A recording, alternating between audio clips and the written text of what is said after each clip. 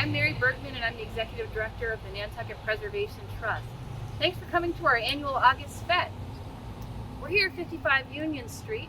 This house was a Nantucket Preservation Trust award winner.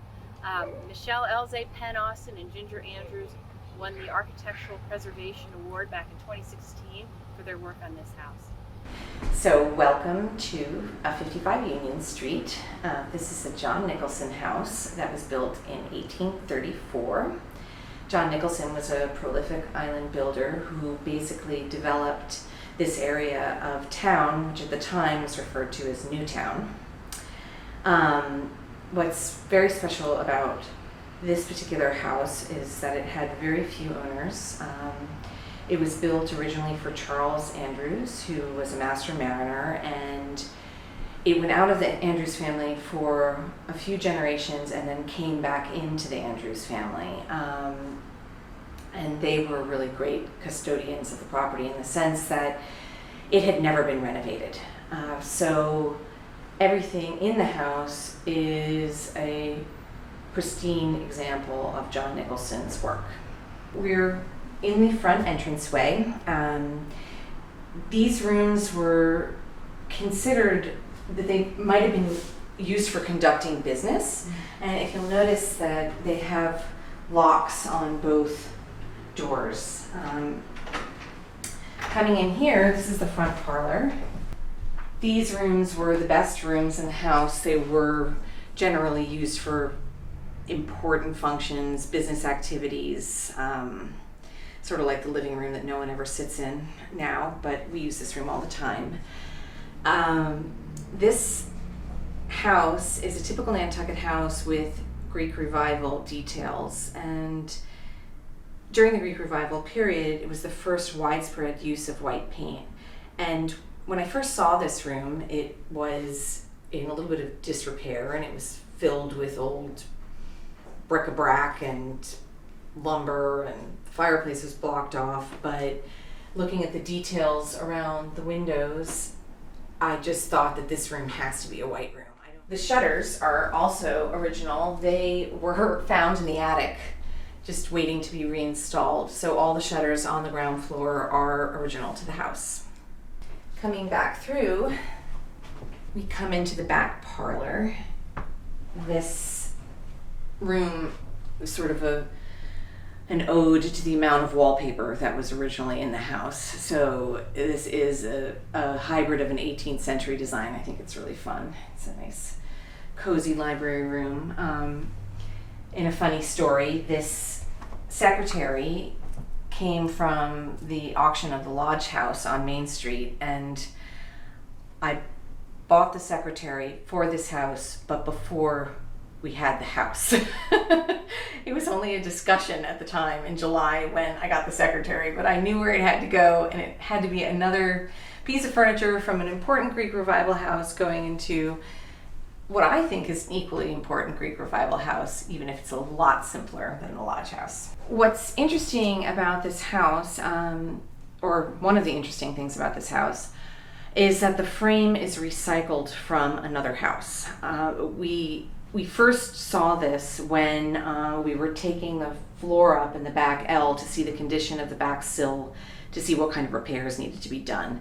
And there was a large summer beam running underneath the L. Typical details of a house maybe built around 1760. And the Penn Institute did some wood studies, and the wood did date to around that time. Whatever house was used to recycle into this house, the subfloors, which you can see under here, were the sheathing boards of the old house. And we also can see we uncovered the original decorative painted detail that would have been exposed on those sheathing boards. To make the story even more interesting, when we did the initial deed research, it appeared that John Nicholson had bought the house, not the house, but the property from Peleg Macy Jr. And the deed did not indicate any kind of structure on the land. Usually, when you look at these deeds, they say buildings and outhouses and fences thereon. This just was a transaction for 11 rods of land. When Penn Austin, my partner in this house, was restoring the chimney mast, she came into a few anomalies. One, it seemed that there had been a bake oven in what's now the dining room that's gone. These fireplaces are all intact as they were built by John Nicholson and all decorative. They had cranes, but they weren't used as like heavy cooking fireplaces. And then in the breaks that you make to do the masonry repairs, there were sections of old fired brick and clay mortar, again dating to around 1760. We did a little bit more deed research, and there was a house on the property. It went 3 deeds back, and it belonged to a man named Essex Boston, who was born enslaved on Nantucket. He was manumitted on his 18th birthday. He was a cordwainer, a shoemaker, and he also farmed his own land, and he had dozens of real estate transactions. So it was as if he predated John Nicholson in the development of this area of town. We know that his son, one of his sons, lived on Union Street.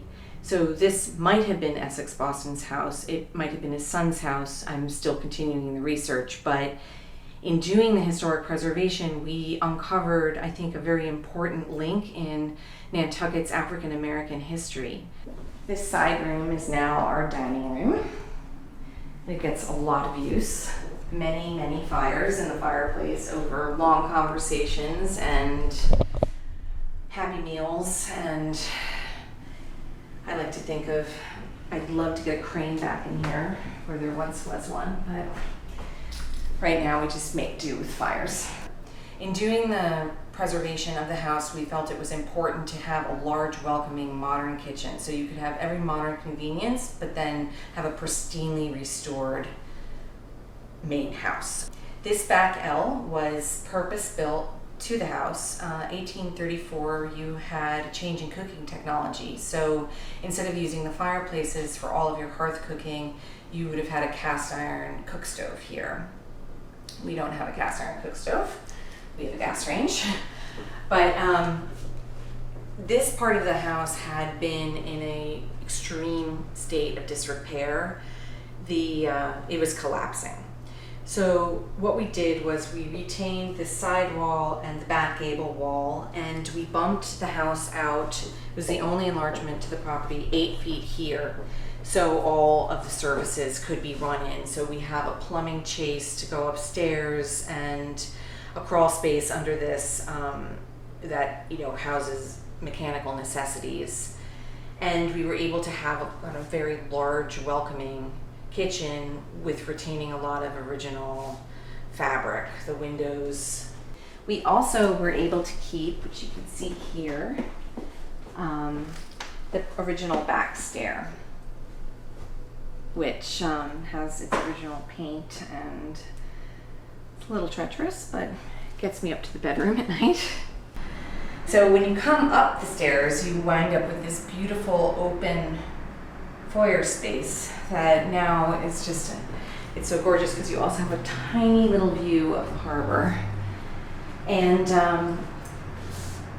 in these houses that are built around the central chimney mast, you have 3 rooms. And the trick of working with these houses is that there's often an enclosed back bedroom. And we did something fun with that. We were able to transform the enclosed back bedroom into, we call it the fireplace tub room. So you can luxuriate next to the fire. And then the trick of the 8-foot bump out is that we were able to have a WC and a shower, and this is in the new portion of the house, so we did not disrupt the frame, and everything in this room is reversible. So the house could be returned intact to its original 1834 condition. But it is really nice to be able to take a bath by the fire. Okay, and then coming through, so you wind up with a 2-bedroom shared bath situation on the 2nd floor, and then we were also able to create a master bedroom suite. One of the other few modifications that we made to the structure was that the ceiling height was quite low here. So we were able to raise the roof height a few feet and gain a little more ceiling height, and the 8-foot bump out enabled us to have a larger master bedroom with an ensuite bathroom. And it's a beautiful, very serene room because there's so many windows.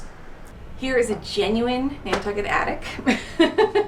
You can see the chimney coming through, and we wanted to leave this space really as it was. There was a little room here. It was framed out with sort of like early line masonry, not masonry, masonite, and I call this the little secret room. We sort of upgraded the masonite, and it's all lime plaster and a little ship's bed, and I've been using this room as my office studio. And you have a little view of the harbor, and it feels very special, like you're just caught up in a little magical nest up in with the treetops. One of the things I love about these houses is they feel like living inside of a shell.